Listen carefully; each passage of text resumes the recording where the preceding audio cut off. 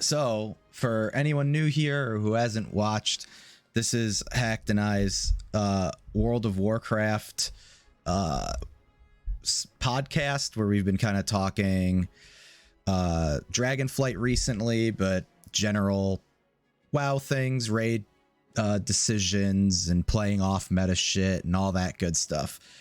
Today, in a class that is near and dear to both of our hearts, probably the class that we've both played the absolute most is Shaman. So this one should be a banger. This tree is absolutely juiced. It's so good, dude. It's so good. Good. So good. Before we start, though, I do have a tree concept question to pose to Hakkd and anybody in the chat. So we've seen most of these trees now released, and it feels like the hybrid classes, actual class trees, are way better than pure damage trees. So I have a couple thoughts on that. I think part of it is there's a lot more buttons that hybrid classes bring, so they're getting a lot of that stuff baked into their trees. Also, as a DPS shaman, grabbing things from the resto side of the class tree, like this left side, doesn't necessarily feel bad. It just feels like more, because you don't have feels better. You don't have throughput tied into your class tree as much. Whereas with, like, say, Hunter, you know, you're playing marks, you just don't interact with this whole left side of the tree because that's all pet damage. So also 3-point nodes feel absolutely awful. Spooky, yes, you're right. So Hakkd, what are your kind of quick thoughts on that? Yeah, and I think the way that they'll have to approach it is just because, I mean, even Hunter, right? Like, we were talking about it a little bit before, so it's just like, I don't want to repeat myself, but it's okay. Pre-show's there for a reason. But yeah, I mean, Hunter brings a lot of utility options that do feel good, because I think one of your arguments was that it's the mindset of, you know, DPS brain. Yeah. Nobody's going to take that utility shit if it's there, but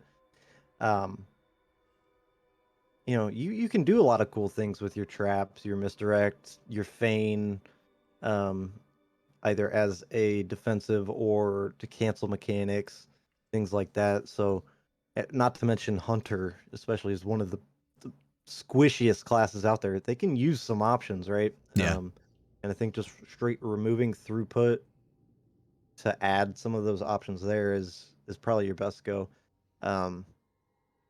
Yeah. The problem is it enough to completely remove throughput from a pure DPS class? There you go. See, Spooky wants to just be a glass cannon.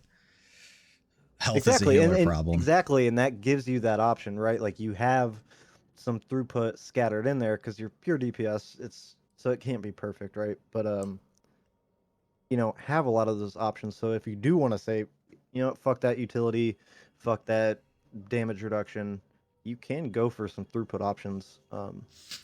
I think at least it's there, and I think it would help fill out the tree more to where it's an actual decision that you're making within your class tree. I think part of the problem is when you tie so much throughput to the class tree, it feels required. Whereas there's no choice there. You're going left if you're BM or serve, and you're going right if you're. Whereas, like, Shaman, all your throughput options are like basically done halfway through the class tree, and you can get all of them pretty comfortably, and then the rest is just like open for you to do what you want with. And I think that's just the difference between having a lot of throughput options and having more hybrid options, and then all your throughput in your spec tree. So a lot of throughput, a lot of big throughput in this LE tree here. And I think it feels especially bad for Hunter because the way BM, survival, and marks do damage is so different. So I feel like with Rogue, I mean, you could still add, because you would assume like a lot of poisons in there, a lot of just your basic builder spender, you know, things like that could be pretty much homogenized across the 3 specs. So even if you did have a lot of throughput options there, you would still have choice because they all do damage. Obviously, they all do damage a different way, but it's close enough. It's not so far out of the way to where you can't make a throughput node work for both. Yeah. Both or all 3, right? Hunter's in a weird position where their specs are so different. Like, right. One uses a bow and doesn't use a pet, and the other 2 use a pet, and I think that's like a huge difference. Yeah. Right. I think they're even seeing that a little bit in the mage tree too, just because there's a lot of throughput tied to, especially their capstones at the bottom. But enough about those, lesser beta classes. We're going to talk about the alpha, omega, giga shaman class tree. Go, dude. So a couple quick notes before we kind of get into the individual nodes. We touched on it briefly, but their class tree, definitely one of the best feelings, I think, of all of the ones that I've played with so far. Like I said, all the throughput, I mean, except for nature swiftness here, but basically all the throughput is done like shortly after your 8-point line. And then once you get to 20, you kind of just have like 6 to 8 points to spec out on a fight by fight basis and kind of tech out as you will. And I think that's really cool. And they are, we'll definitely talk about it. Shaman in general, all 3 specs are tanky boys. Tanky boys. You cannot die. If you, I mean, you're already kind of like that because you have tools, but a lot of that is also covenant based. So right. It's nice to see that we can maintain that.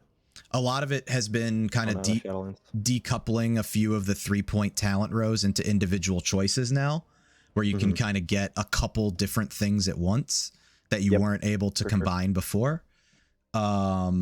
So I think that's really cool. So I'm super excited. We should call this the Shaman Simp podcast. It's true. If Dragon wasn't coming, I would still be playing a Shaman come Dragonlands. I still have a decision to make now after seeing this tree because I thought I had it locked in, and I'm going for it, which I'm like 90% committed, but there's to answer Astron's question about Elisham real quick. I don't really feel like Elisham is like spinning a bunch of plates. Maybe it's just because I've been playing it for a while and I'm familiar, but like there are procs on procs to an extent, but it's really just managing lava burst procs. And then I was about to say, and do you mean right now? Just the question being still the case. So I'm assuming that's things that you've heard of Elisham right now, and I wouldn't say so. You've got a couple build options, and they play differently, but the build you're playing, you're generally spec'd into one thing. The only build that I would say is maybe a little spinning place is playing Ice Fury. Yeah. But that it's optional, right? It's a talent, it's a specific build, and it's for movement. So if you're on a fight where there's very little movement and you can stand and play it, it's not even the best throughput anyway. So all right, let's get into this class tree real quick. So one cool thing, and a bunch of the other trees do this, but depending on which spec you pick, you get to start in a different spot on the tree for free. So if you're elemental, you get chain lightning and lava burst for free. If you pick enhance, you get just chain lightning for free, and well, technically maelstrom weapon, you get the next point down. And then if you take resto, you get chain heal and lava burst for free. So we're going to be starting with Ellie here. They all kind of do the same thing. We're not really going to be going into like full on builds because a lot of this stuff most likely will shuffle around, get retuned. So we're just kind of be going through and talking about notable nodes. So first one right off the bat, Astral Shift here. If you're familiar with Shaman, 2-minute, 40% DR for 8 seconds. Super strong. So good. As it is, it gets even stronger. you can take Astral Bulwark and add 20% additional DR. So you get a 60% reduction on a 2-minute cooldown. Or you can take Plains Traveler, turn it into a minute 30 cooldown, but then you get 14 seconds of 40% reduction. Yeah, and it's weird too because Plains Traveler, like Astral Shift is only buffed. It's only buffed because I think right now it's a 1 minute, 1.5 minute cooldown, 40% DR. I think for like 8 to 10 seconds. I believe it's 8. Yeah, I believe it's 8. So the cooldown baseline is increased. So Plains Traveler takes its cooldown down to just what it already is baseline anyway, but it still buffs it from there, giving you the extra duration. And then being able to just like, hey, I'm not gonna need my wall every minute and a half. I can just use it every 2 minutes and get 60% damage reduction, and that's huge. That's just like the thing I love about the Shaman tree is being able to build for the specific niche cases. Yep. And I that is what they have done with this tree that just makes it such a big winner.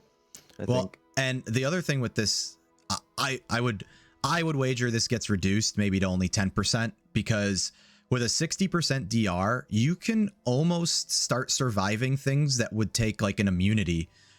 You know, like, yeah, but a 2-minute wall is garbage. Oh yeah, I mean it would be fight specific. 2-minute wall, yeah, like 2 minutes for your just basic defensive. That's rough. That's a long time. I mean, yeah, and to Cheat's point, this is a perfect example of a strong choice. Like they both have multiple different use cases depending on the fight. Like exactly. That's the only time you would take it, is that you're gonna abuse the shit out of it for like a strong soak mechanic, which I think is great. Like I could still see your point, like see it get nerfed a little bit just because 60%. And it's not worth taking. Like I'm not gonna take plus 10% and keep it at 2 minutes. I guess that's like, true. I guess it has to be overly strong. That's not a choice anymore. You just don't take it. Yeah, it's garbage. All right. Next one to call out. So Capacitor Totem, largely unchanged. It's just an AoE stun that goes off after 3 seconds. What is really cool is Static Charge is back, which exists right now as a talent. Basically reduces the cooldown by 5 seconds for each enemy it stuns up to a max of 20. That already exists in the game. What's really cool, Guardian's Cudgel. Once Cap Totem fades or is destroyed, another Cap Totem is automatically dropped in the same place. So you get basically... Which is a Torghast power, actually. Yep, it's a Torghast power. There would be DR, obviously, on the second stun, but you essentially get 4.5 to 5 seconds of a stun now with the DR on the second stun. This is absolutely huge for pack control. And we'll talk about a little bit with probably Thunderstorm coming down. I mean, I guess we can just skip straight to Thunderstorm. The knockback's great and all, but it also now gets a, I think a knock up with Thundershock, which is a choice node underneath build. Thunderstorm. So instead of knocking away, you can get a knock up, which would not have DR. So you could double stun into knock up, and you essentially get like almost 10 seconds of hard CC. It's insane. And not to mention, if you're Ellie, you're figuring earthquake knockdowns in with that as well. While we're on that choice node though, with Thundershock, Lightning Lasso. Lightning Lasso coming to PvE is huge. Single target, channeled stun. I'm sure it's probably not going to do as much damage as its PvP variant. But hell, maybe that thing slaps, you know?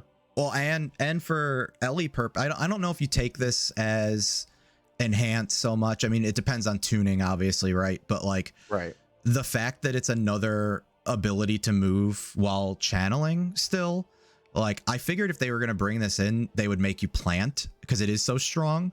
And like maybe in PvP, there's a PvP talent to let you move while you channel. But you like Ellie Shaman is getting into like BM territory with how mobile they are. Like Well, it's and kind of this isn't crazy. something like honestly in raid. This isn't something you would take at all because you're only gonna take this for the stun, and it's just gonna feel good to have. Like it's not a wasted point, Right. and a wasted ability if you don't need the stun for this fight. Whatever, you just fire it off, and hey, it does decent damage. Well, And at least it's not a wasted choice. But I don't think you would take it for raid. not Maybe for on like an ad fight or something. well, but- something like if you're depending on how you spec out, like it could just be a GCD filler for you while you're moving. Right. Yeah, or you are taking it for movement just to have that but comfort. I was gonna say it fills a gap that Shaman's had for a while now, where as good as Cap Totem is, it is, you know, you have to time it perfectly.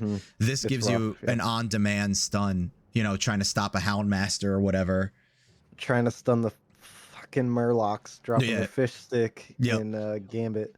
It's so So rough. to keep harping on this, because this is the Shaman simp stream now, they like filled every gap that Shaman had. I feel like with this class tree, very like, especially by decoupling, you know, the triple talent choice stuff for the current talent trees and adding in some stuff that already existed, but now you can kind of take it. Obviously, Lightning Lasso was PvP only before. It just feels so good. I don't know. Yeah. It feels great. Like guidance, just being able to take guidance for free, pretty much. You know, obviously. Yeah. Based on choice, but. Next one I wanted to hit on real quick that I lost the node for, of course. Unless there it is. Astral Defense. So, you just, it's a 1-point talent. You just get 3% leech and avoidance. I know it doesn't feel great to take passive stuff like this all the time, but if you look at the other trees, this is a 3-point talent that's 1% per point in like a rogue tree, or I think there's a similar one in the hunter tree. And you just get a 1-point talent for 3% leech and avoidance. Yeah, that's something I'm always going to take. That's insane. Yeah, awesome.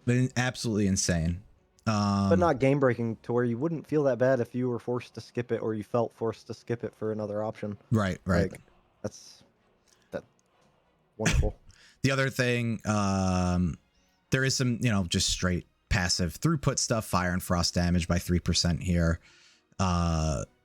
So they do have some throughput stuff at the top of the tree, which is fine. I also will point out, just to the beginning of the show where we were talking about the pure damage having so much throughput. The throughput in a class like this, like Shaman, the throughput's nice because there's a couple nodes and every spec can benefit from those throughput nodes. Yeah. Like in some way or another. Yeah, it's not like Hunter where you're just not taking pet throughput. Yeah. You know, like this is good for all 3 Shaman specs. Yeah. I do like, and that this has been on every class that well, we've only talked about Evoker, but every class except for Rogue, their kick is optional. I do love that because there's going to be raid fights where you don't need a kick and you can just take this point and place it elsewhere. Right. So, and it's at the very top of the tree. So it's like one of your very first choices that you can decide if you want or not. And I do love that their approach to this one is it's just still the baseline 12 seconds. If you take it, you don't have to take some extra shit to keep it OP. Yeah, like with Evoker, it's 40 seconds base, and then you have to take the 20-second reduction for DPS. Especially specifically with Shaman, just because it's... Come on, we've always had, like... Yeah. Shaman is the best kick in the game. Yep. Like, don't get it. Spirit Walker's Grace, while not new, they did give a choice node with it. So Spirit Walker's Aegis, when you Spirit Walker's Grace, you become immune to silence and interrupt effects. Probably more of a PvP thing. It was a PvP talent. Yeah. Could have some potential use cases in raid or dungeons depending on how the mechanics play out, but most likely you're just going to take Graceful Spirit, reduces the cooldown to 1 minute, and you get a 20% movement steroid while it's active. So being able to take that for free Mm-hmm. Like just taking Spirit Walkers and then boom, Graceful Spirit. That is so good. You never got to take this Right. in the tree as it exists now. Yep. Because there was always your Cheat Death or I think Windrush. Yeah, I think that was the same. Attached to this. The same So talent row. This is huge. If you've played Shaman for a long time, you remember Mana Spring Totem from back in the day. It's back. It does need some tuning. So it gives 1.5% base mana to party members only. Currently, the way that it works on alpha is that 1.5% of base mana is split between all of the party members. So even if they don't use mana, or split between all mana users? Split between all mana users. Right. But obviously you'd probably want to stack them, and like you're technically a mana user, so no matter what, it's already being split two ways. So it's not as strong as maybe it reads at base. Yeah, you would probably want to put either a healer and then just all melee in a group with you, and set the party up that way, or put all the healers if you're resto maybe. Mm-hmm. Because if you play it like it plays now, you're popping Riptides and Lava Bursts a lot, so it could still be a decent. It's still a good button. Obviously, it's just free mana. The thing that feels bad, especially if you're playing DPS, is it's on the GCD, so you don't just get to drop it for free. Hopefully they change that, because it's on a 45-second cooldown. If you take Stone Skin Totem, which is a potential that you would want to take as well if there's a bunch of physical, that's on a 30-second cooldown, also on the GCD. So like that's a lot of buttons within a minute if you needed them. Obviously, you probably aren't pushing them on cooldown to begin with. But yeah, those aren't things like I wouldn't say that those are reactionary buttons though. Like I really only think reactive buttons need to be off GCD. I don't know if I even agree that. I just don't like taking up 2 GCDs potentially every minute away from DPS buttons. Right. Then that don't. Yeah, right. Yeah. Fuck That's the your healers. Yeah. You don't get mana. Here is the probably one of my favorite parts of this class tree is Ancestral Guidance is back for all specs and not competing with anything else for you to take it. Pretty easy to get here on every single spec. So you just basically get one of the better cooldowns that Shaman has. It feels really good to push. Also, from what I was seeing and testing, this works for any damage amp on yourself, but not if it's a like reduction to the enemy. So if you damage amp your stuff, which makes sense, it's 25% of your damage and healing. But if the reason you're doing more damage is because the boss gets a debuff, it's actually your base damage before the debuff is applied as what gets spread around for healing. It is a semi-smart heal. It's not most injured, but it is nearby injured party members or raid members. So this is huge. This was always on a very competitive talent row. You had to either take your Cheat Death or AG. So really cool to see this as a capstone. Nature Swiftness is back. Really, really, really happy about this. On a 1-minute cooldown, your next healing or damaging nature spell is just instant cast, costs no mana. So you can use it with Stormkeeper to get instant Stormkeeper. That's so good. Yep. You can use it with basically all your healing spells. I do believe that it does not work right now with Earthshock, which doesn't feel great. Well, Earthshock. It's a nature Earthshock spell. is instant. Yeah, but it's instant. I'm sorry, Earthquake. So you could cast it It's for free. also instant. Right, but you should be able to But cast it for no cost, right? But it doesn't cost mana. It does not, no. But there was, I guess it was working in alpha, and they took it out, which maybe that's correct. But Yeah, because that wouldn't make any sense. well, the reason it felt really good is because you could get an instant echoes without having to like Right, but fill your maelstrom again. But either way, right, you could this fill is Maelstrom, Earth Shock, Nature Swiftness, Earthquake. yep. Either way, it's great. You can Stormkeeper for free. And obviously all your healing spells are tied to that as well. This one will be more niche, but Totemic Projection is back. Lets you relocate your active totems to the specified location on a 10-second cooldown. Cooldown for this doesn't really matter, but you can combo this with Call the Elements, which resets your cooldown of your most recently used totem if the base cooldown is shorter than 3 minutes, and then couple that with Windrush totem. So Right. you can Windrush, move your Windrush to keep people running, call the elements, re-Windrush, and then move your Windrush again. So you get super effective and very strong Windrushes now. Where is... Oh, here's Windrush. So for those who don't know, Windrush drops a circle. That gives 60%. The go fast. Yeah, go fast totem. 60% increased movement speed for 5 seconds, which it's a great cooldown, but obviously once you're out of the totem, you lose your speed. So now you can move the totem along with your party or raid. So that's huge. Gust of Wind is back, which is huge. Gives a super, super good short range movement option for Shaman. Basically just works kind of like rocket boots. Also, you can take nice. Spirit Walk. Goblin jump. What's another short word for kick? Boot. Did we talk about Nature's Guardian yet?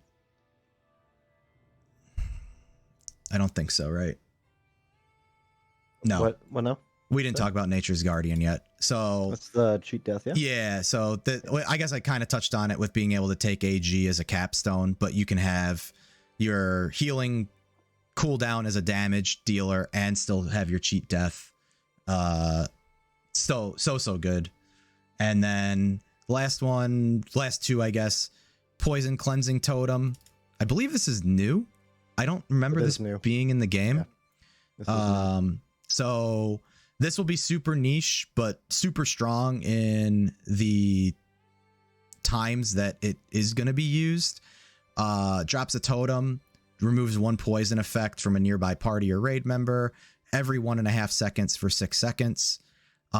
With all of the poison cleansing and disease cleansing that they're re-adding, I would imagine that future raids are going to have, or dungeons are going to have a bunch of poison to deal with. Right. I wouldn't even say, like, honestly, just having that option for the niche uses, like, this is pretty much the gripe with Plaguefall, right? Is you have to have the disease and poison dispels. Like, so this is huge, right, for that. Yep. It's also going to be huge in PvP against assassination rogues. Yep. They'll never be good. As long as this exists. The last node, this is new. This is awesome. So while Ankh is off cooldown, you just get 10% more health. And then this was actually a Azerite power. Oh, it was an Azerite. Okay. So, well, BFA sucked. So we just pretend that didn't happen. So it's new for me. Yeah. So yeah, while Ankh is off cooldown, you just get flat 10% health, and then while you're at full health and it is cooling down, it just cools down 75% faster. So in between every pull, you're basically just getting your Ankh back so much faster. Yeah. You can just decide like you're gonna have it every pull. Yep. Nice. This node is awesome. Absolutely huge. One thing that I did just realize that I am kind of bummed about. So I know that it's a choice node between Earthgrab and Windrush, but I just realized I don't see Earthbind. Unless that's maybe one of the few base abilities that we get. It may be I would hope baseline. it would be. Yeah. I mean, I guess so. It is like even in classic, it was the first totem that you actually get. So Yeah, that might be the case. it may be baseline. Right. So anything else you wanted to note here? I mean, we didn't talk about every node. I mean, there's just throughput stuff like Earth Ellie's on this Earth Shield. Like that would kind of depend on which spec you're playing that you take. But I mean, we've only used 24 points, already got down to Tranquil Air and Stone Skin if we wanted it. And like you still have 7 points to play with basically, which is crazy. I do want to note that the multiple like 2-point nodes that are in this tree at least feel good to take both points, like right. And the way the pathing works out, you don't have to. Like, so if you just wanted a one-off just to fill a slot, but then like you're pretty much going some of these paths anyway, so you have another way around to get further down without taking both points. Yeah. Pretty much all of these. Yep. So that's super nice. We're going to be tanky as shit. I don't think we mentioned elemental warding, which I just want to touch on. 2-point node reduces damage taken flat. And I think one of the 6%. Yeah, it's 6%. It's 3% per point. I think one of the things they've done really well here is like your choice after the node, or not your, but like your next node, it makes sense. Okay, I take Leash and Avoidance, and then I also get my DR. Like I take Spirit Walkers, and then I also get the node that is linked to Spirit Walker. And like you see that all over the spec tree as well. And I think some of the other class trees, you'll see like, okay, I take Spirit Walkers here on the left, but then like this Graceful Spirit is like bottom right. Like, and so the whole tree makes sense. The class tree and just all the spec trees. Yep. So that's pretty much the class tree, all the notable nodes. You still have your Purge, and like I said, Earth Ellie's still here, and there's great stuff all through this whole thing. So, all right, now the real fun stuff, throughput. Get into Ellie, baby. Yeah, throughput. So,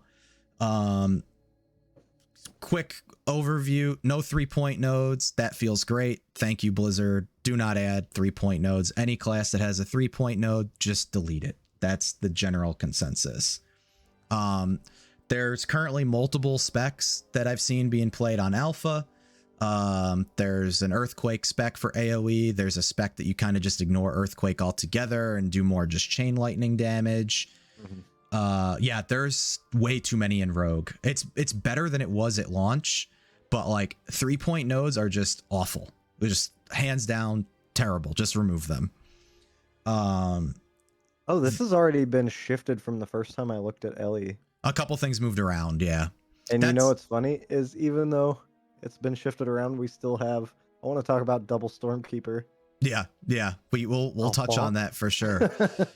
That's why I didn't really want to get too much into like full build crafting, because it's gonna shift around so much. Right. So, the returning legendaries for Ellie are Echoes of Sundering, which after an Earth Shock, your next Earthquake gets just juiced out of its mind. But they added Elemental Blast as part of that now, that actually juices your Earthquake even more. So, oh, really? Yep. So basically you'll be Ellie blasting when that's off of cooldown, and then Earth Shocking when Ellie Blast is on cooldown. No, and that's amazing too, because generally what you would take, so in that row that contains Ellie Blast right now, you just take, it's one thing, Aftershock. So you have a chance to just like, basically your spender was free because you got that shit back. Right. I'm not sure if that's still in here somewhere, but I think Aftershock is gone, if I remember correctly. Yeah, and honestly, that interaction makes that feel fine, because like if you just have Ellie Blast, yep, you kind of always feel bad not having it for the single target portion anyway. Like it's a big loss not having it. Yep. So I think that does a really good job of like hybridizing it to where you don't feel bad for missing Ellie Blast, but you also don't feel bad for taking it. It doesn't completely just like ruin your single target if you're doing an AoE build, because you're still going to have like Ellie Blasts just smacking on boss fights if you are doing like Mythic Plus. So that's the first returning legendary. Next one is Skybreakers, Fiery Demise, which your flame shock damage, critical strikes reduce the cooldown of your elemental by 1 second. So this was really good pre the tier set bonus, less valuable without or with the tier set bonus, because you can just extend your Ellie, but has some synergies with a couple flame shock talents. The current build right now for that is actually pretty it's good, juicy. Yeah, but you can take Flames of the Cauldron, where your flame shock deals damage 15% faster, so you're just doing more crits in a faster amount of time, and then you can reduce your flame shock cooldown by 1.5 seconds, so you can spread easier. Because the one thing that this tree does not have is mass flame shock spread. There's no like chain harvest anymore. So exactly, but we do. So I played a lot of Skybreakers in like season 2, before the chain harvest was the thing, before the tier sets were a thing, and Primordial Wave making a return and staying in. It helps. Definitely, it keeps it viable for sure. It makes that work, especially with the other nodes you've mentioned about just juice and flame shocks to get them out there. So that's cool. Deeply Rooted Elements, while it was a legendary, it wasn't really widely used, but it is back. Basically, just on your lava burst, you have a chance to proc Ascendance for 6 seconds. The one thing I don't know, and would probably need testing, or if somebody who has alpha can test out, if you take the Ascendance nodes with Deeply Rooted Elements, does your procced Ascendance form get the benefits of the additional nodes, or is it just a raw Ascendance form without the nodes? Well, you would assume, because like, why would you even take Deeply Rooted Elements and then the Ascendance nodes are below it? Right. So yeah, you would assume that that would juice your Ascendance. You would assume. I do love the choice node in Ellie for this, because Deeply Rooted Elements has made a return in I don't know about Enhance, but in Resto, but Ascendance is separate, so it's on a choice node with something else. It's on a choice node just with Ascendance. No, not with Resto. It is not. Oh, not with Resto. It's on a choice node with something else, and then Ascendance is below it. Gotcha. I thought you were talking about on Ellie. Sorry. No, so I love the way that this is handled, where it is on a choice node with Ascendance itself, so you can take Ascendance, but a different form of it, whatever. Right. And then the last one is Wind Speakers is back, wherever that was. Choice node with at the bottom with Skybreakers. Bottom right. Oh, that's right. Yeah, so Wind Speakers is back, which was basically the single target damage legendary. When you cast Earth Shock or Ellie Blast, you gain Lava Surge and increase the damage of your next Lava Burst by 20%. So I love that a lot of the fun interactions are making a return, because there's a lot of build variety here. Yep. In this tree. It's unbelievable. So, and those are like the 4 best legendaries that they all got brought back as choice nodes, and you can have multiple of them if you want. the way that this tree works out. So that's crazy. Very fun interactions, especially with echoes. You can take Shake the Foundations, which was a conduit in Shadowlands, where Earthquake has a chance to chain lightning on enemies within the Earthquake. But then they also added Mountains Will Fall, which allows your Earth Shock, Ellie Blast, and Earthquake to trigger your overloads at half effectiveness. Right. I also just noticed real quick, Aftershock is in there. Is it? Did I miss it? Yeah, but it's a choice node dead center. Oh, between Surge of Power and Aftershock. That's actually kind of huge, man, because you can take this and still make your way left. Yep. For Ellie Blast and Echoes. Yep. That's huge. Yeah. I must have missed that. I believe Cheat Double Stormkeeper right now is giving 2 charges. Will that stay? I don't know. I feel like it's not necessarily that OP of a spell to like lose stuff somewhere to take 2 charges.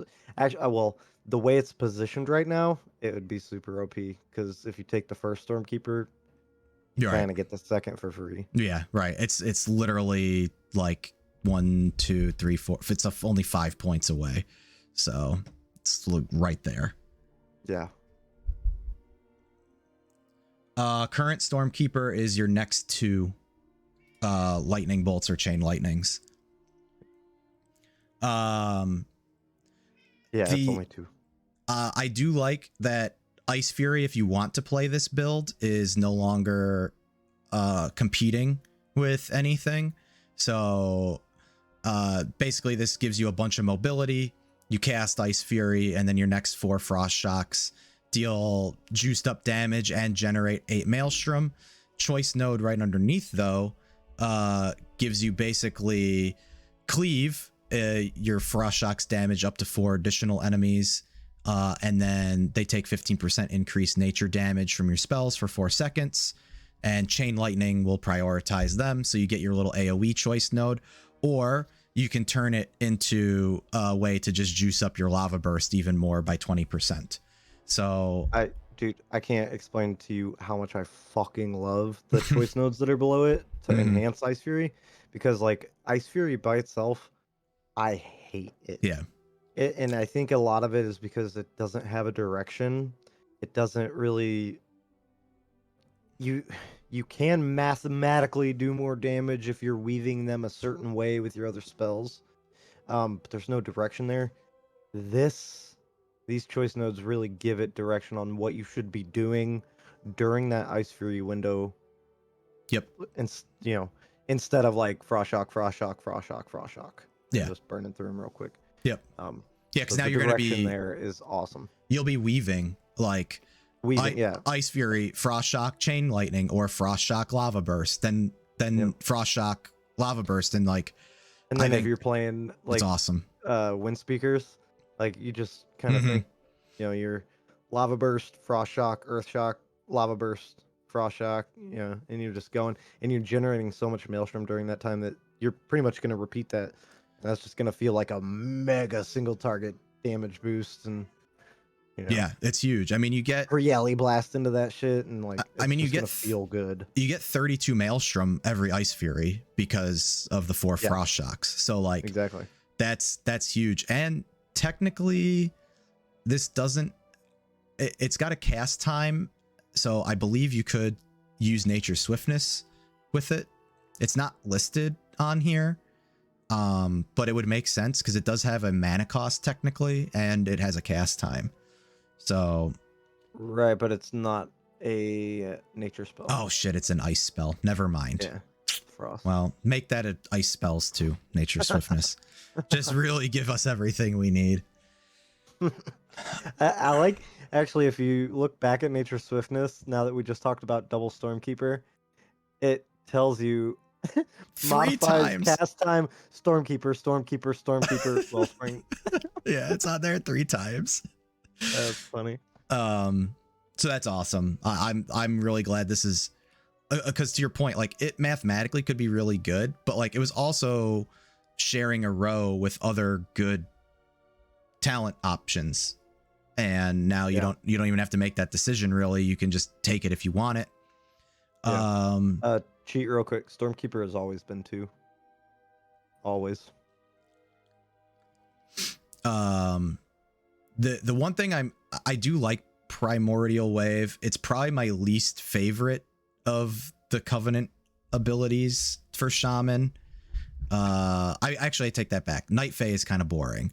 So I kind of wish that we were getting Chain Harvest instead, because I just love Chain Harvest. It's so cool looking. It does so much.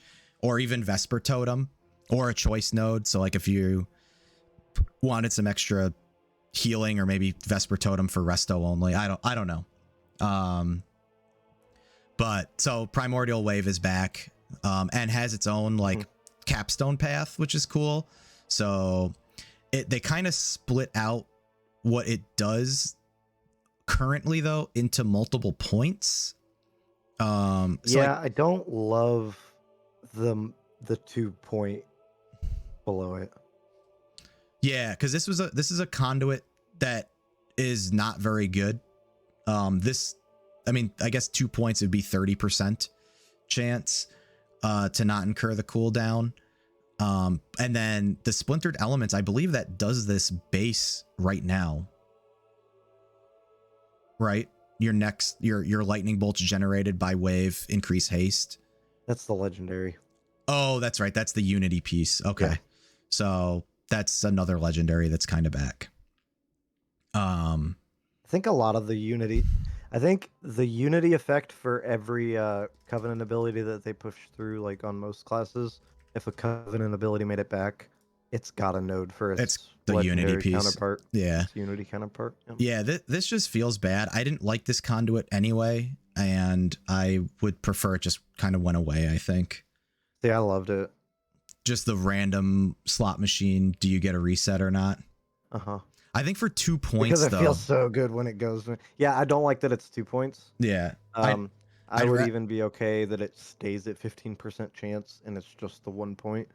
Like, it doesn't even need to go up to 30. I would even take them splitting the difference if they wanted Split to. the difference, make it 20, call it 1 point. Yeah. Easy. Yeah. Yeah. I just don't like that it's 2 points. Yeah, same. I think other than that, like, I love that they've made a return and this does.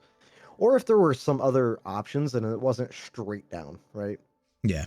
Like if there was some kind of split or another connection of some sort, right? Yeah. So to where I could skip tumbling waves to get to splintered elements, like if echo chamber connected to splintered elements or something like that. Right. So all in all, I think this tree's great. I mean, we skipped over a few things here, but like the left side is kind of like your earthquakey side, and then you can kind of go into primordial wave, or in the middle kind of like ties the two together. And then you've got like a little ascendance capstone on the right side, and then you kind of have like your fire lava burst side on the right here, which is really cool. The one thing that I did not mention is right here, Primordial Bond. While you have an elemental active, your damage taken is reduced by 5%. That was a conduit when your Earth Ellie was out. Now it works for either elemental. So your Earth Ellie, your Fire Ellie, or your Storm Ellie. And it's again like just making us even more tanky because we're going to have elementals out as much as possible. Yeah, and that's just huge because like especially the way that it plays currently right now, it's like fuck, you can't even play that anymore because you have permanent offense Ellie, so you're never gonna press Earth Ellie. Yeah. Never. Yeah, now you don't get a chance to without now you won't have your damage. Right. Now you won't have permanent, so like right. You can actually take advantage of both elementals if you were to spec into it. Yeah. So yeah, that's all the notable stuff on the Shaman tree. I absolutely love this tree so much. It is so good. I do want to mention that I love that they already implement or like iterated on this because the first time I looked, it was like there was Fire Ellie at the top right, and you pretty much had to take it to path down, and then you could pick Storm Ellie, but it just replaced Fire Ellie still. So I love that they said, you know what, fuck it, here, get rid of that convoluted shit, and we're just gonna choice note it at the top. You can pick one or the other. Do you think they'll increase the run speed of Storm Ellie? Dude, they need to fix Storm Ellie. It's so fucking annoying. Actually, so I will say, it was never an issue before, like at its baseline. It's only an issue now because you can keep it up forever. So yeah, just because of the tier set and like certain interactions, that's why it's an issue now. Because you'd have heard me bitching about it in fucking season 2, right? The whole time if that were the case. But cool. Yeah, they should be fine. They should still fucking fix it though. It's so annoying, man. I hate that guy. Yeah. Oh yeah. So dumb. The other day I had to dismiss him because he was just about to just go Yeah. on some random journey, and I still had like 35 seconds left on the cast of him. And yeah, he's just like, I'm just gonna pat through here if you keep going this direction. So I just like I know, it dismiss him feels real so quick. bad. I'm like, God damn it. And especially you're out of combat and you have Fire Ellie out, you mount up, that dude hauls ass. He's with you. Oh yeah, he's like in your Dude, back you pocket. mount up out of combat and you go and you like Storm Ellie's literally, dude, he's like crawling. I'm like, I fucking hate this dude. Yeah. And then I'm trying to press his ability, his little fucking Yeah, and you're out of lightning range. shit. And out of range. Yeah. It's like there's no point of him even being out because I can't press his button. Right. I might as well just dismiss him at that point. All right, on to the next tree. Enhance. There is some class stuff with it that we didn't talk about because I didn't really think they were notable. You're just gonna be taking them no matter what. So getting right into it matters more for resto. Yeah. Like the damage options. I think that there's more. Yeah, absolutely. So notable things, again, no 3-point nodes. Good. Yay. Please keep it that way. There's multiple viable builds for AoE or single target. That theme kind of continues through all three of the specs. The trees have very good spec identity.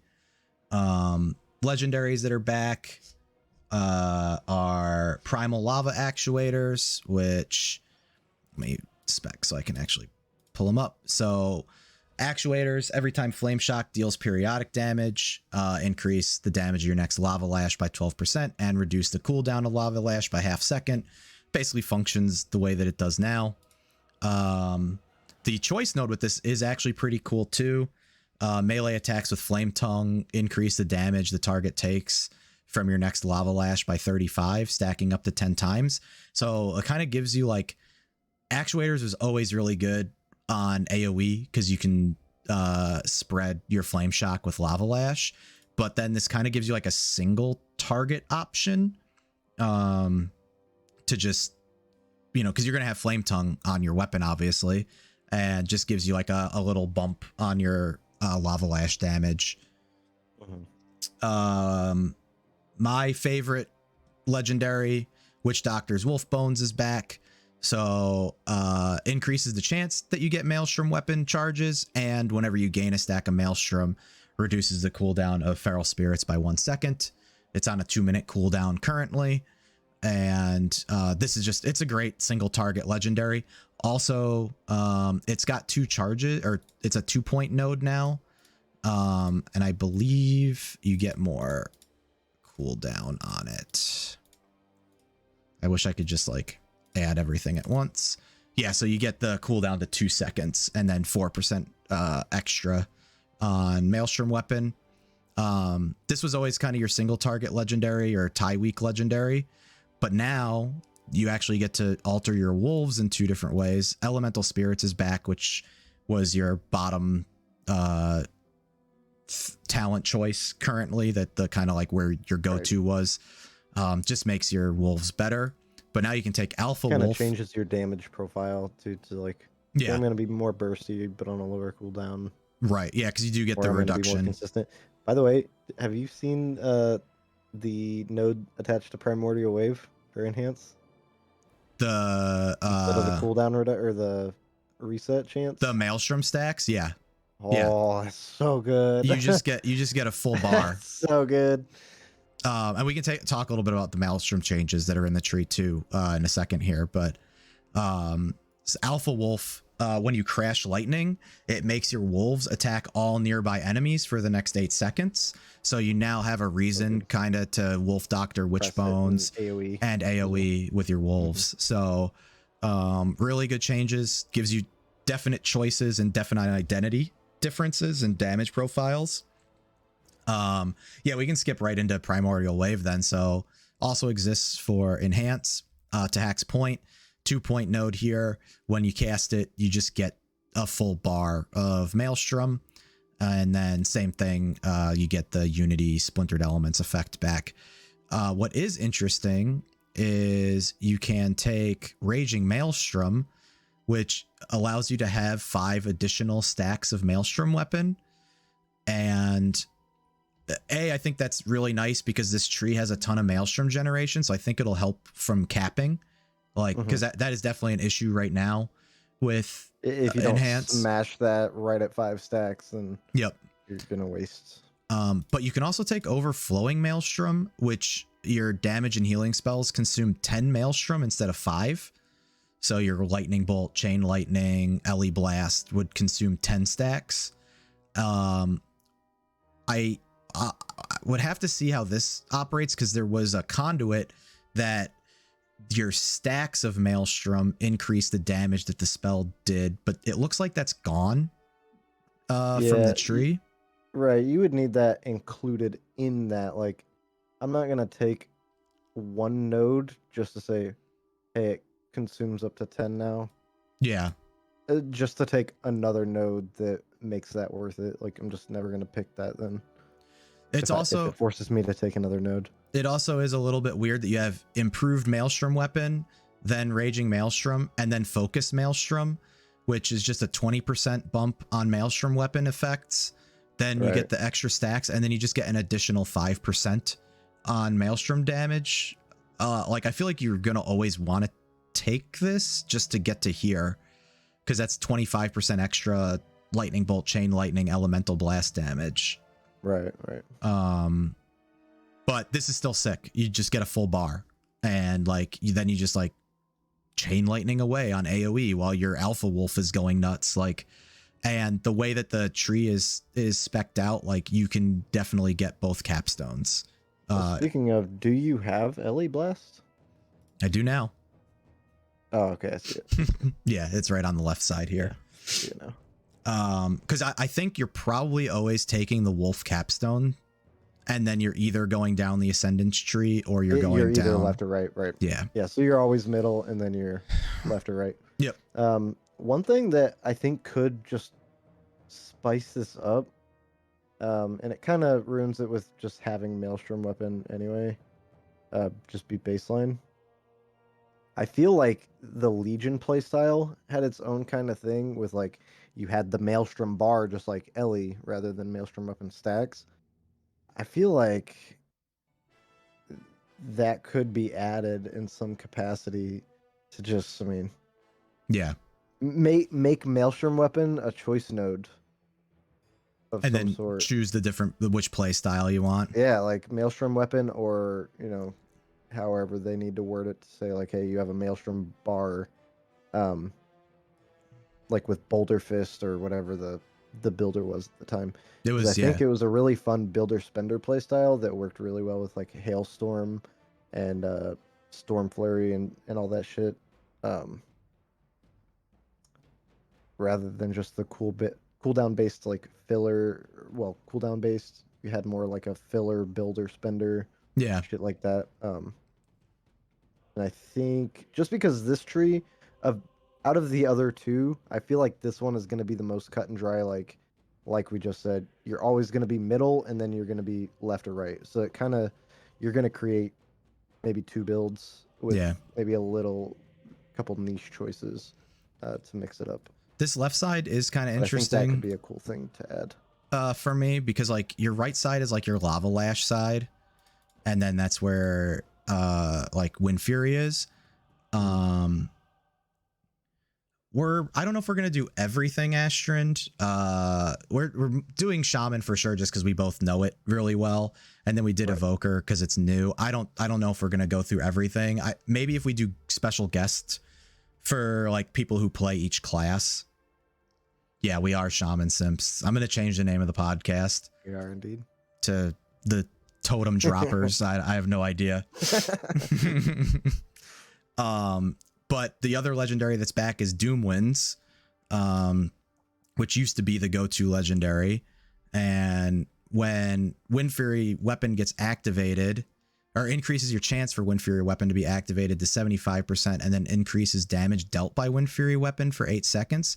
The interesting thing for this is it's just a 1-minute cooldown that you push now, instead of having to re-drop Wind Fury totem to activate it. I don't know if we will always take this, to be honest. What are your thoughts on Doom Winds? I was never a big fan.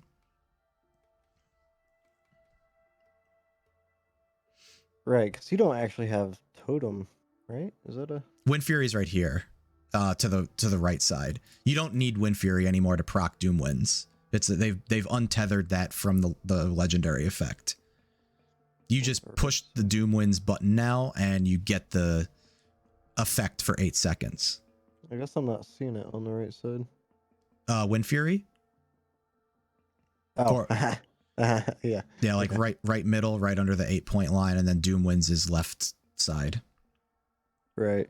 So I mean, yeah, it's detached from it, but you're kind of like left side, like self Wind Fury. So I think honestly, Wind Fury, if you're taking it on the right side, like that's not build dependent. You're taking that for group utility. Right. You're not taking that for yourself because you get your own Wind Fury. Right. And that's where you kind of build into it on the left side.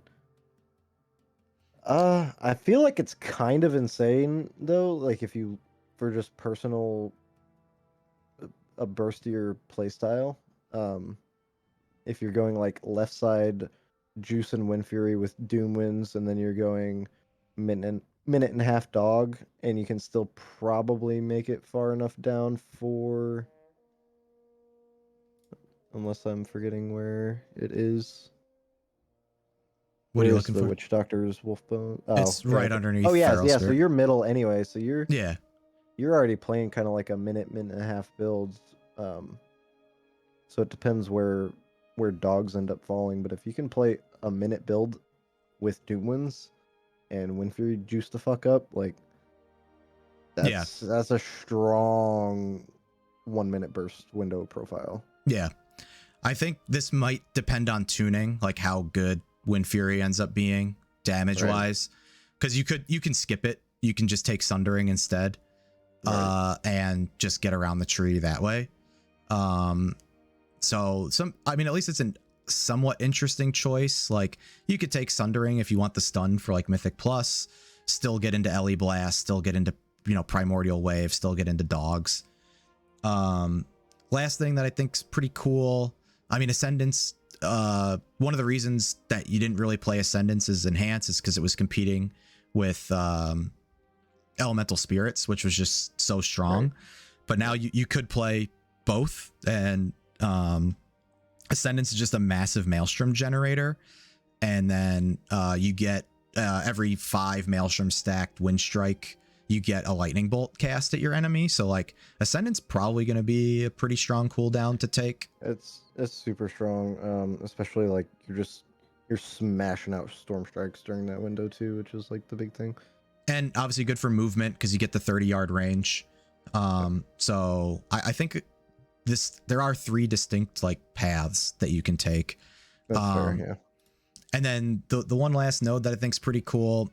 So Crash Lightning was kind of Ellie or Enhance's way to like cleave, because it made your Lava Lash and your Storm Strike hit targets in a area around you or in front of you. But there's this node now, Gathering Storm, which targets hit by Crash Lightning, or each target hit by Crash Lightning increases the damage of your next Storm Strike by 5%. So it's almost like a funnel build, because then like you could take that with Doom Winds, you could take that with like Legacy of the Frost Witch, which consuming 5 stacks of Maelstrom Weapon juices up your next Storm Strike. So you can kind of like small target cleave, small number of targets. You can kind of funnel into a main target with Storm Strike damage. See, that's funny because this was a thing in Legion. It was an artifact power, and this was also a thing in BFA. It was a Azerite power. Yeah, I think it's just good so that I'm guessing it's not a. I would assume this to be like a conduit in Shadowlands too. I don't think it exists currently in Shadow. I think they removed it, but I think the way that this tree really plays out, that back, though. Yeah, you can just become a funnel build. Obviously with like big AoE, you probably don't need it because you're gonna be hitting other buttons. You may take like Fire Nova or Hailstorm, depending on, which one, and you just start running out of GCDs at some point.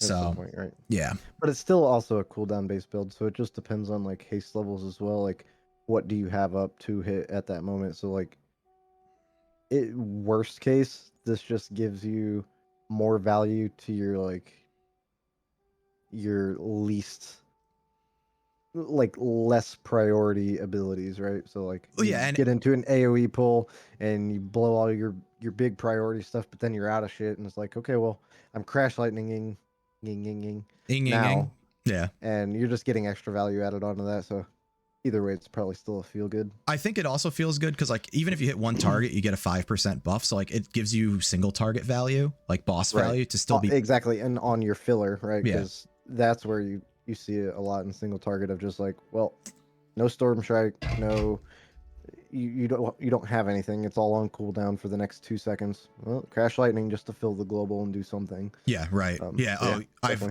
I've frost shocked because I'm using that to fill as well. And now like literally I don't want to hit flame shock again, so I'm just gonna hit crash lightning and hope I get a maelstrom. like hope I get an auto attack and a maelstrom while I'm doing this. Yeah, any other notes you've got for enhance before we move on? And I save my voice and it's your turn to talk. No, I would definitely be excited to play this and have some variety. My one thing is I think they are missing out on a chance. Like, it would only take 2 extra nodes, and maybe some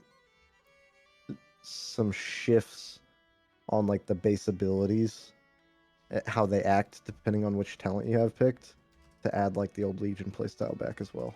And because I think that would just enhance would be an amazing if you had that much choice between just like major build shifts like that. I think it could be really cool because everything works. Yeah, Would still work with the other build variety. Right.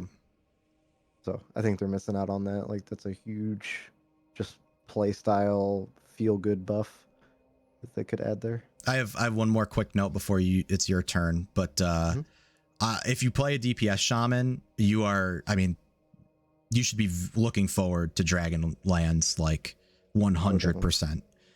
And also if you've watched any of the alpha streams and some of the Mythic Plusers have been logging, like Ellie is like the top DPS right now. Like they're out DPSing evokers and stuff. So like you're making my decision. I'm 15% now. Like Max, who, and this isn't even at 70 or whatever, 70, 80. What are we going to? 70. 70. Yeah. It's not even max level. He's already doing like 16K in just like normal dungeons where stuff's dying way too fast. Like, right. It's kind of nuts the damage that Ellie's putting out. It's always bursty, right? Oh, like, yeah. Ellie is so bursty, so Hakkd, shit's dying that fast. They're not testing any prolonged stuff, so. Right. Hakkd is fully torqued right now. Just wait till he starts talking resto. This is what the people are here for. So Hakkd, you can up, baby. Bricked up. You can take me down the tree however you want. If you want me to actually fill stuff out for you, no, we'll just talk through the cool shit, and then I've got some links posted, so I'll just tell you which one to fire up there. Sounds good. Something I'm super excited about with this tree is, again, build variety, and I think of the 3 specs, like Resto's a monster. It's huge. Like the web is massive. Yeah, and I think a big part of it is that you are a healer, right? So you could decide, I'm never going to press damage. I'm never going to do any of this shit. But you can kind of further spec into some extra damage options within the Resto tree, or you can choose to ignore it. So I think that alone is probably what adds a lot of the variety. But so starting at the top, we've got our basic, like, baseline abilities. I think a lot of builds will likely include all 3 of these, because when you get down to a certain point where you have some connections to your middle tree, you don't even have access yet. So that makes it feel pretty easy, and you don't really feel like you lose anything, which feels awesome. Do you think it's a little weird that Healing Wave, you could potentially skip it and then like fuck your build because so much stuff just buffs Healing Wave at the bottom? Yeah, but all of the things that buff Healing Wave Um, also buff really anything else. I think the only thing is if you were to skip Healing Wave, you couldn't really do Primordial Wave. And I kind of always wanted Primordial Wave to work on Healing Surge also, which kind of is just frustrating. Yeah. Um, but honestly, like I would kind of like the opportunity to be able to skip Healing Wave and just straight up not have it. Um, for like a Mythic Plus oriented build. Yeah. Just like no, you press Healing Surge. Like Mythic Plus is go go go. You're trying to fit in damage. You wait as long as possible to heal that person. So when you want to heal them, you're healing them quick, and you want some oomph. So I think that is kind of a cool option. I don't think you would ever do it the way the tree is set up right now, but Right. is what it is. Yeah. So we've got Healing Rain, Healing Wave, and Healing Stream up at the top there. And the way you can kind of work down from the left side, you can take Healing Wave and get kind of some stacked raid healing, as well as some nice just single target spot heals, and that's where your damage options are as well, with Acid Rain. Hell yeah, it's back. Which is Torghast so power. cool. So cool.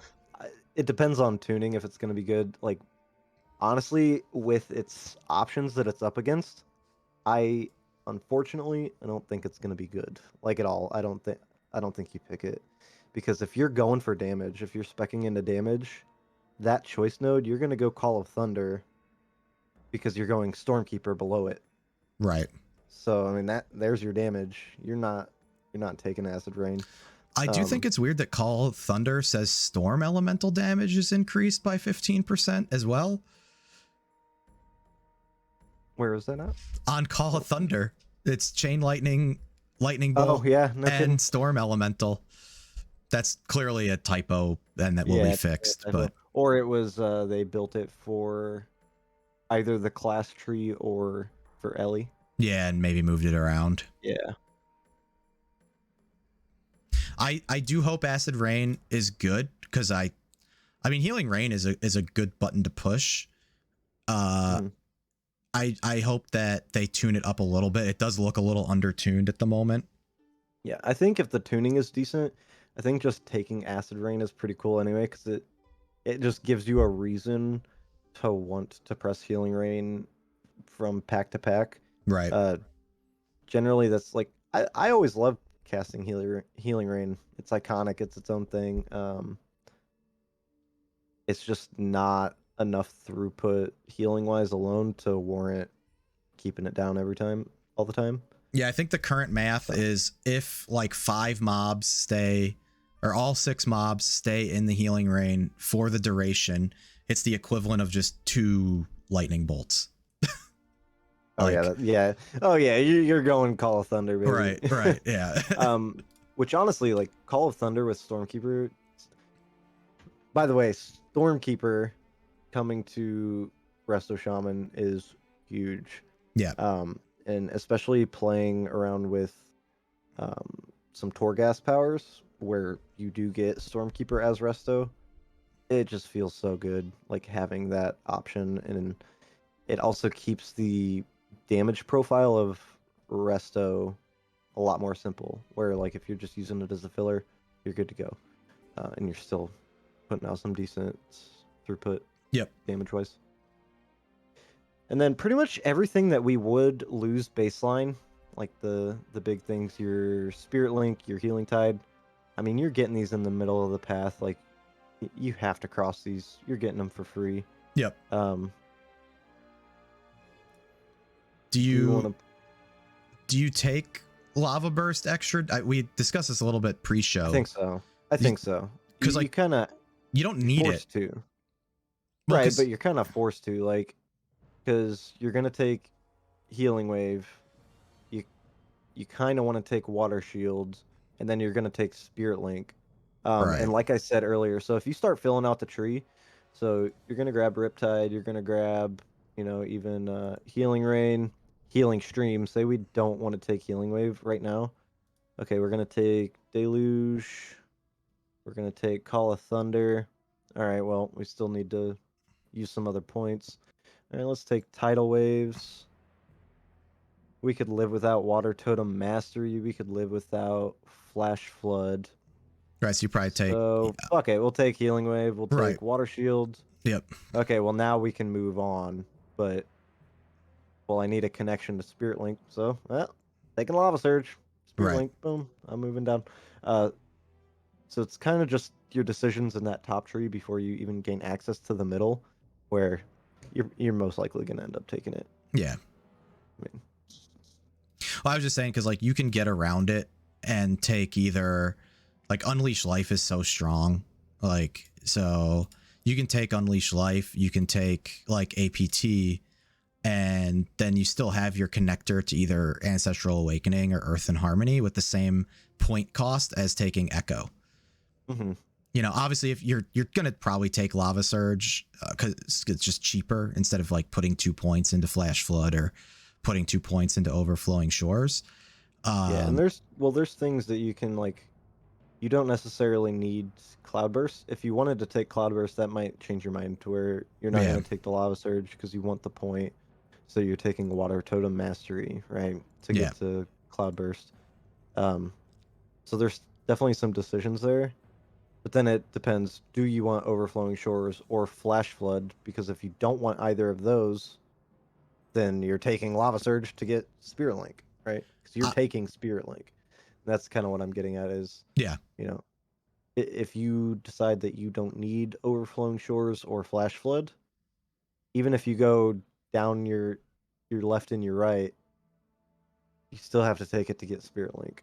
So I was gonna. Do you think there's a world where you don't take Link, like in Mythic Plus? You think you're always taking it? You're taking Link. I think it's interesting that they've made it Spirit a Link choice. is the strongest healing cooldown in the game. I think it has the most potential value of anything in the game. It can be used wrong for sure, but I mean, it's the best cooldown in the game. You're never gonna not take it. Yeah. It doesn't make any sense. The only time that I could see that you wouldn't take it would actually be raid fights.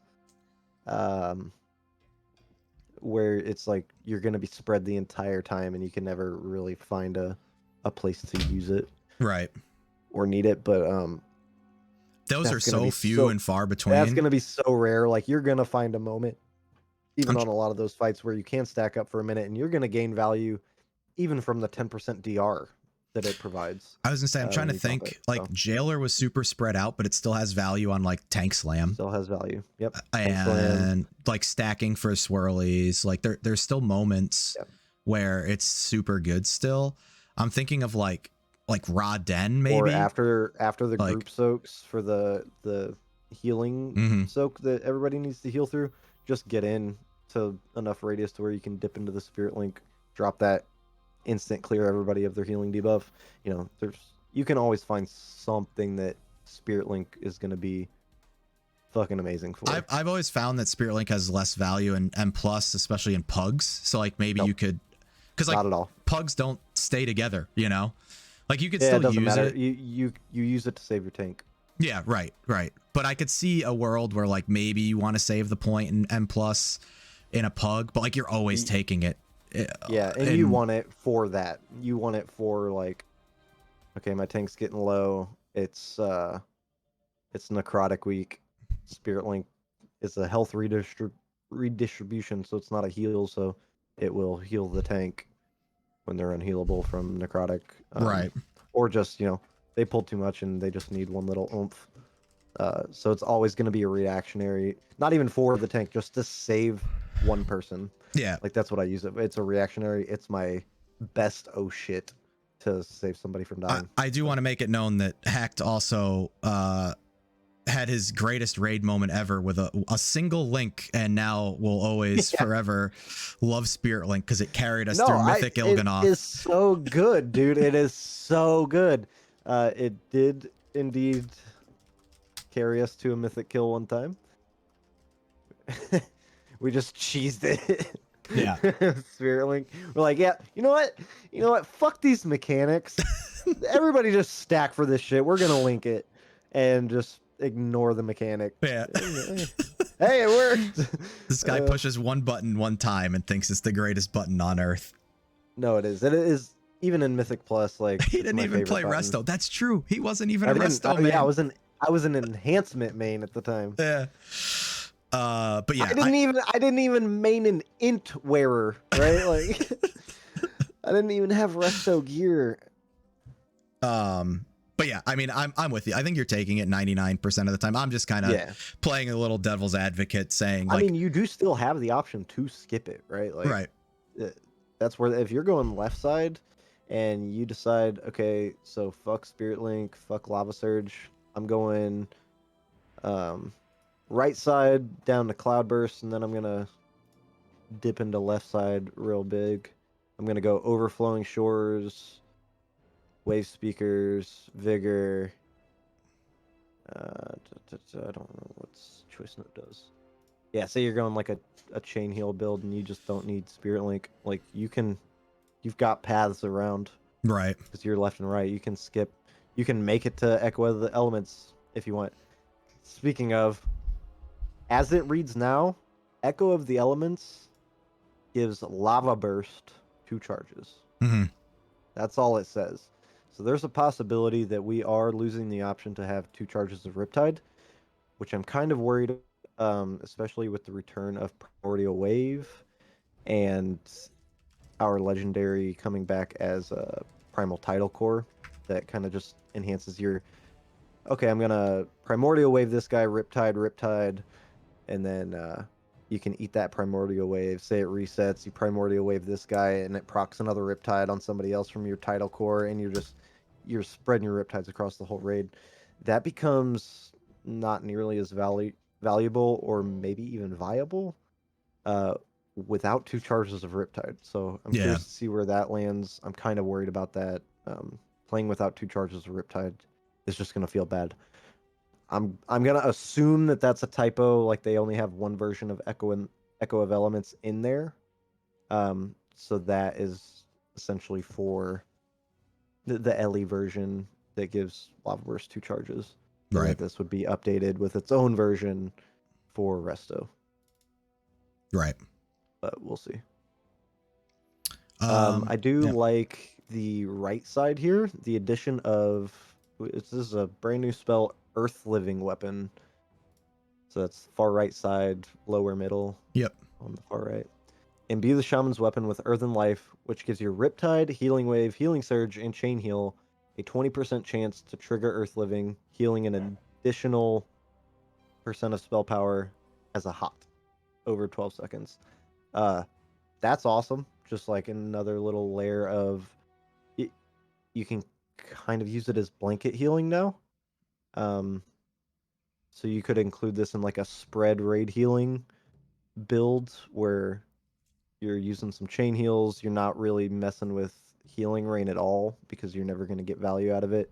So you're going chain heal, multiple Riptides with Earth Living Weapon, and then down at the bottom, your far right choice node capstone going Wellspring, which is a current talent now as well.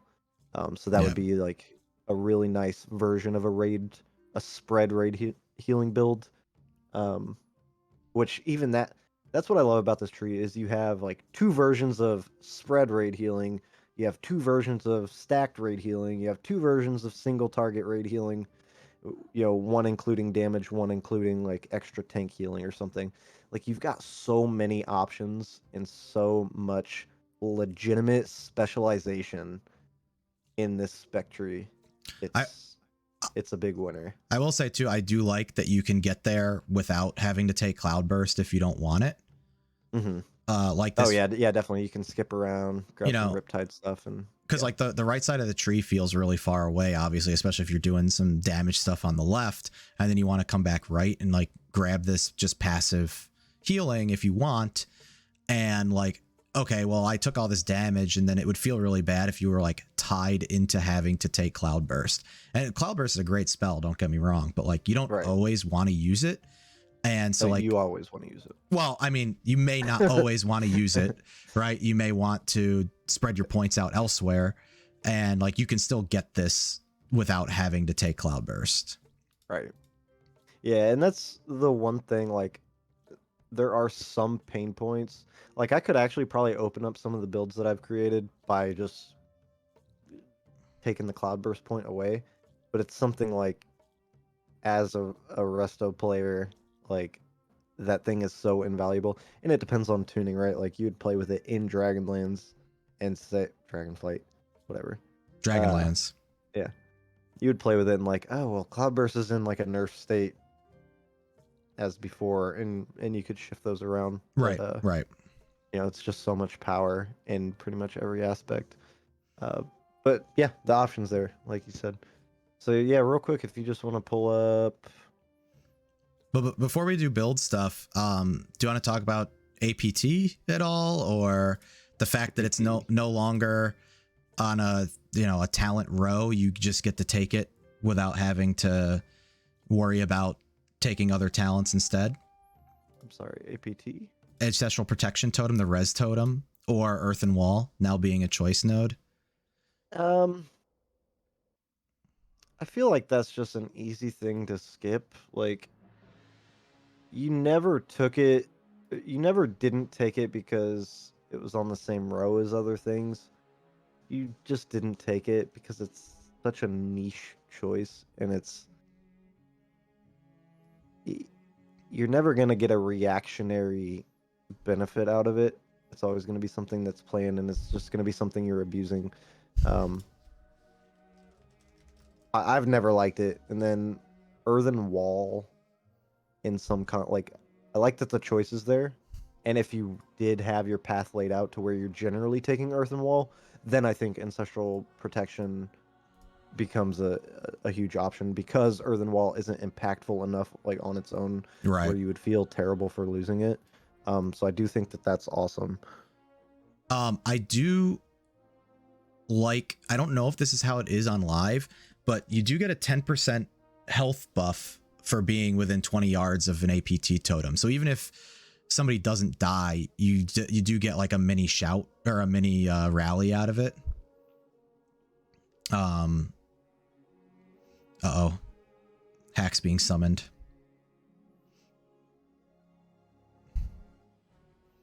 Sorry, dog med stuff. Oh, all good, all good. We can fly through the end. I'll pull up some builds and we can fly through the rest. But yeah, I'm sorry. What were you getting at though? Was it you get a 10% health buff by just being within 20 yards of the totem. So even if somebody doesn't die, you can use it as like a mini rally. Okay, yeah, I didn't know that part of it. Yeah. So, and especially as the expansion goes on, right, that 10% gets more valuable as you get more stam. Mm-hmm. So I think this could have some good use cases in some points to drop this down. But to your point, yeah, like it's going to be specific fights, or like you want to take a strategic death, if you will, for whatever reason, you can drop APT, soak something. Yeah. Yep. Whatever. But like to what you were saying, like no one took it before. It was also on a row that was competing with other better options. So, yeah, let me pull these builds up that you had, and then yeah, so definitely go for, yeah, you can just start at the top. Just Mythic Plus. Yeah. Let me zoom in so the blind people in the back can see. So this is your Mythic Plus build. Obviously, you're not taking Mana Tide because you're the only healer. Right. Yeah, Mythic Plus, I'm the only healer. I'm never going to need it. Still taking Earth Living. I think that's yeah, I think, yeah, that was like a choice thing. I'm like, oh, this sounds kind of cool. I could introduce it. And I don't think that I was really like hurting from missing out on anything else. Well, I think the crazy part about this build is you actually get 3 capstones with this. Right, yeah. So you take your Ascendance, which is a huge Mythic Plus. Oh shit. Like you get all your big things. Yep. Yeah, and yeah, having the 3 capstones is huge. You just have so much like healing throughput, as well as I think that's all the damage options within the Resto tree, at least. The only one you're missing is, I mean, I guess Master of the Elements is more like a healing buff kind of damage buff. You know, you cast Lava Burst and then your next Nature Physical Frost spells increase by 10%. Right. But I mean, that is what it is. Like, you can live Even without that, that. you know, right there, like get rid of Earth Living Weapon and And you can snag take action on. you can Like take you Master have of the some Elements. like, hey, do I want to miss out on a little bit of damage and add some extra like blanket healing so that I can do more damage to afford myself to, you know, it just the like I said, these builds were only to showcase the diversity and the options that you have, which we've pretty much gone through. I mean, Oh, we have a legit question from Spooky. Should Blizzard cap each tree to only being able to take one capstone? no, What absolutely not. I don't think so either. I think they need to make sure that the capstones are worth taking. Because like right now, there's a build that like you basically don't want any of your capstones. So they need to make sure that the capstones are worth taking and also not tie them behind 3-point nodes. I think that's part of the other problem. So also a huge, like, my biggest argument against that is what's the difference between that and our last talent row of the talent system we have right now? Like, what would be, that's the same thing, right?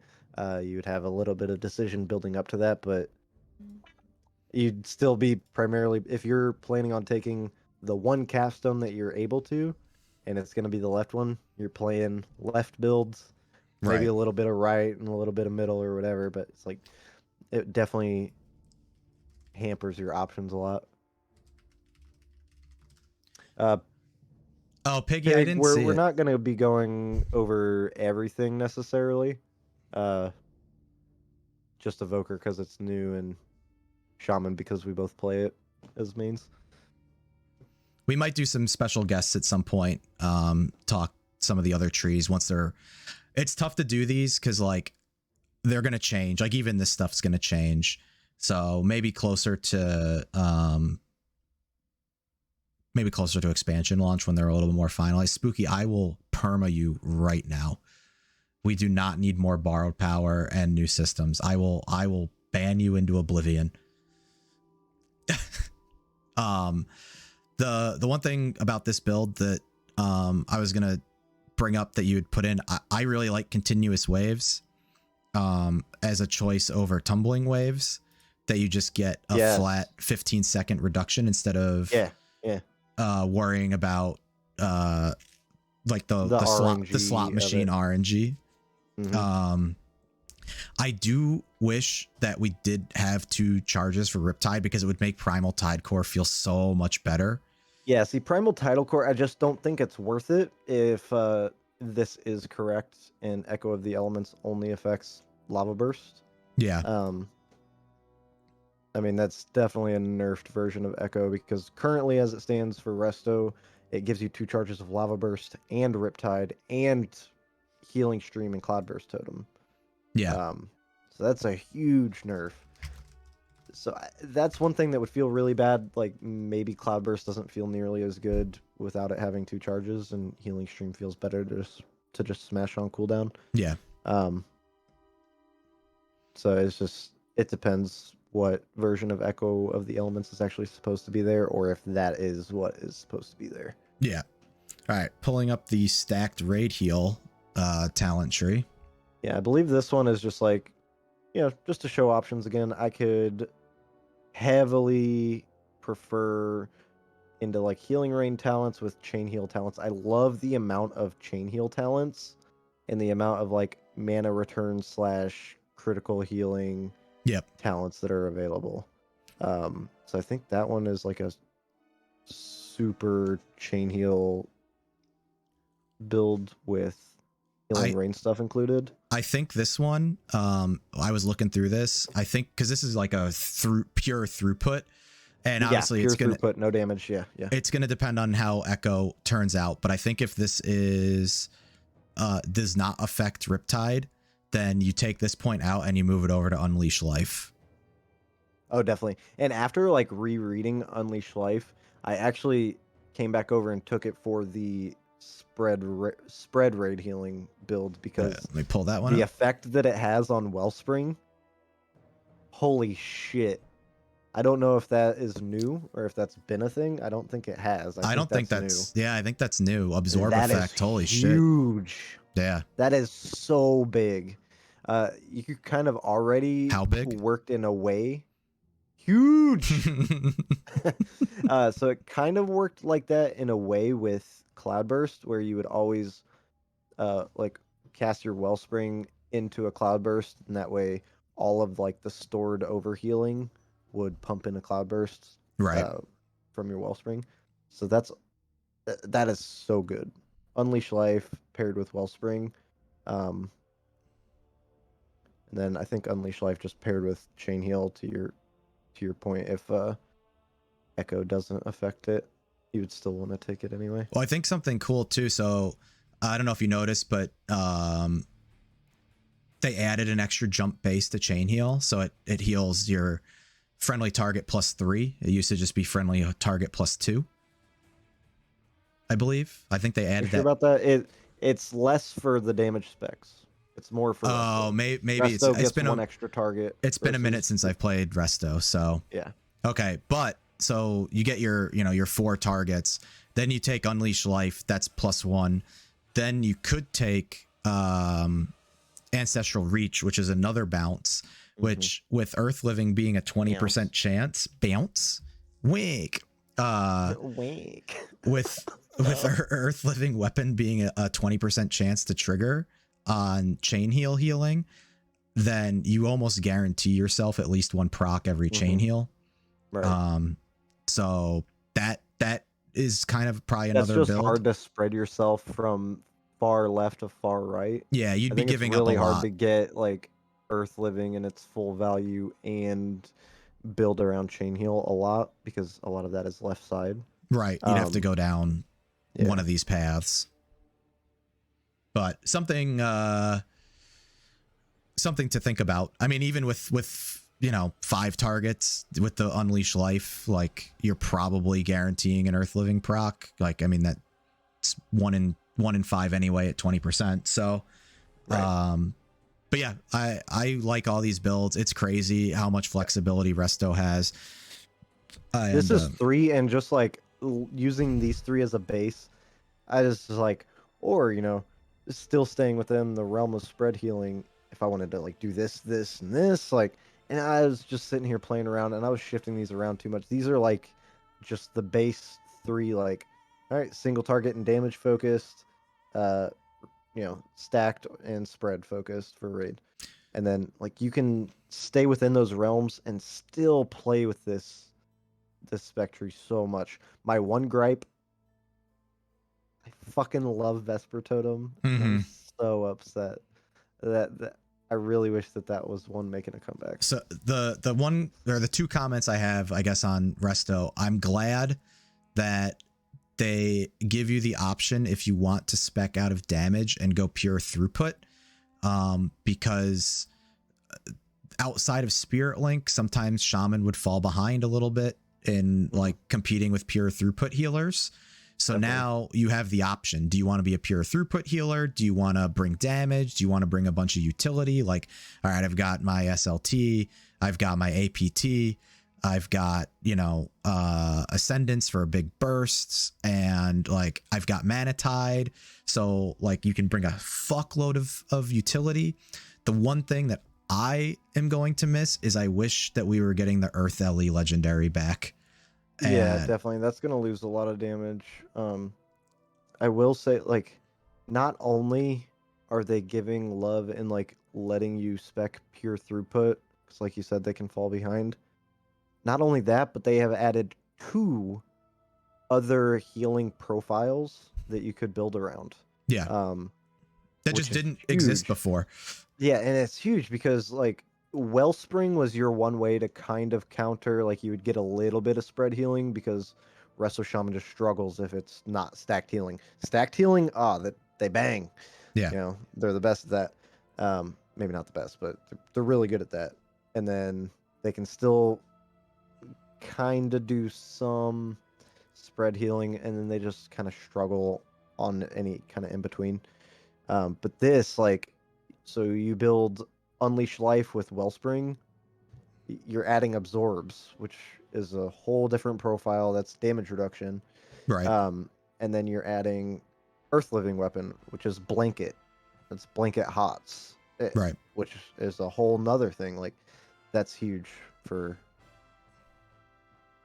just changing it up and giving them something to do when it doesn't suit their best strengths. Well, I was gonna say, I think more so than maybe any of the other specs for Shaman and maybe for any of the other healers is like specifically decoupling all of these abilities, because most of this stuff existed already, but decoupling it from making choices between, you know, Wellspring, Downpour, Unleash Life, like allowing you to pick and choose what you want, you know, Cloudburst, like, well, Wellspring and Ascendance, for instance, those were on the same row. Like you can take both now. Yep. So I think that is absolutely huge. Yeah, right. I saw Sandsworn Relics are now account bound. That's huge. And everybody will be able to buy 278 conduits. Yep. Which is fucking awesome.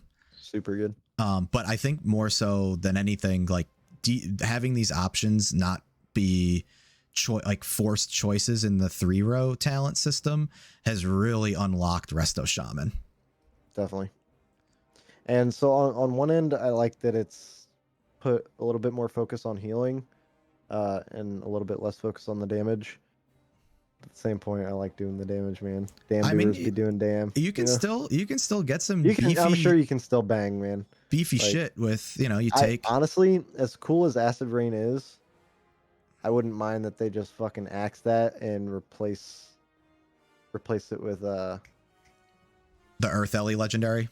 Vesper Totem. Or Vesper, yeah.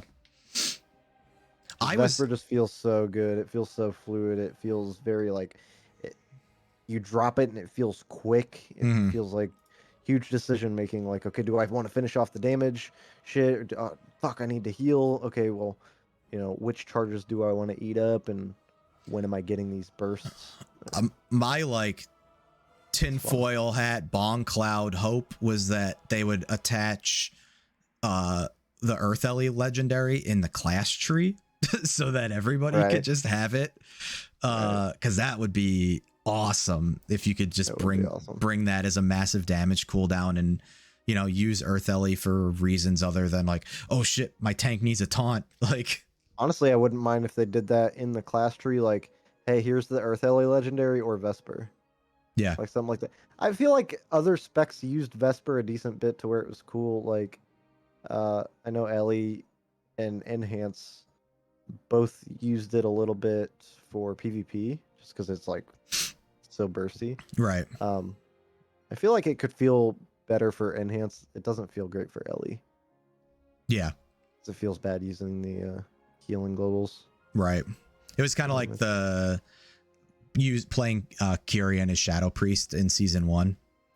It just felt awful having to go into that form, use none of your priest spells for the duration, and you weren't generating insanity or anything like that during it. You were just kind of using it as a damage cooldown. It just felt like awkward and kind of changed that. They did, yeah. Okay. Yeah, it feels a lot better now. It feels really cool now. Yeah, because you pop that with Void Form and you're just like boom, boom, all instant casts. It did not feel good in season 1. I can see that. But yeah, that's the Shaman tree. If you're not playing Evoker, which I think a lot of us are going to play Evoker, but I would highly recommend leaning Shaman if you were on the fence. And I really hope that the barrier to entry for like the end game shit and systems and all of that, which you can only assume that it will be pretty low. Like, so if we get our Evokers to 70 and like we did our Mythic 0 tour, and there's not really all these convoluted systems to interact with and grind out. Like, there's optional shit that's not really tied to player power, so we could do that if we wanted. Or, let's level them motherfucking shamans. Yeah. Like, I'm so doing that. As long as I have the time, I'm having this shit ready. Yeah. Because we're going to be competing on the meters for an entire expansion. Yeah. We're going to be playing Evoker at the same time and Shaman at the same time. It's gonna be fun. When we play Mythic Plus though, it'll be like, all right, are you Evoker and I'm Shaman, or you Yeah, Shaman, I'm Evoker? we'll just switch off. Yeah. Any final thoughts that you would like to get the last word on Shaman here? No, I'm pumped, man. It's every spec so far. I haven't played Enhance a lot this expansion, but aside from Vesper Totem being my only gripe, and then Earth Ellie is just a lot of damage. It didn't feel whatever to play. It was just an option, so it feels good to do damn. I'm not super upset by that not being there. But yeah, other than Vesper Totem, I think all of these specs are just as good, +1. Yeah. Like they're just a little bit better than which is great. So yeah, awesome. On that note, thanks everybody for hanging out and watching. It was good to see like all of the Might people in here, obviously, and some old faces. Chris, thanks for popping in. It's been too long. With that said, Rye, to kind of delve a little deeper into your question about the Pally tree, like neither of us really play Pally at a high level, and like we could probably bring some people in and do like a guest spot if we had people who've been playing Pally for a long time who wanted to come talk. And the Astron was asking about DK, and like could probably have him come in and talk DK stuff. But I would like to do maybe like, this was a really long show. We could maybe condense down and do like an hour and like spend 30 minutes on 2 specs each and just do a quick rundown once we get closer. General thoughts, no builds, no like deep dive. But we'll probably wait until closer to release date so we don't have to deal with like a bunch of changes and tuning and stuff. Yeah. Next couple This is just a good class to deep dive on because we both have just played it a ton. Yeah. So it's not like one person that knows the class that's a deep dive in and the other person's like, oh yeah, cool. Yeah, right. We can have an actual conversation about each node intimately because we're familiar with Shaman. Exactly. Thank you, Ride. I appreciate that. Next couple shows, I think we're going to probably talk about the group loot versus personal loot versus master loot conversation that's been coming up again, and then talk about weekly 15s versus 20 plus and the atmosphere around the two kind of different mindsets of doing those tasks. I'm especially excited to talk to you about that. Just like talk about the shell shock of jumping right in and seeing the difference. Yeah, coming back after a long break and hopping right into some 20s. But yeah, I think that's it for me. I cannot wait. I think like I'm excited to play Evoker. This tree, all 3 of these trees are better than the Evoker tree, like by far. So I think either way I'm gonna be happy, right? Like yeah, either I can't give it up and I stay Shaman just because I love the class so much, or I fall in love with Evoker. So either way, cool. Either way, it'll be a good time. All right, everybody. Thank you for hanging out. I'll have this posted up onto YouTube at some point. I now have a backlog of content because I'm bad at editing. So we'll probably have 2 shows going up right at the same time this week. But yeah, it'll be pumping. So thanks everybody for being here, and we'll catch y'all next time. Peace. Peace out.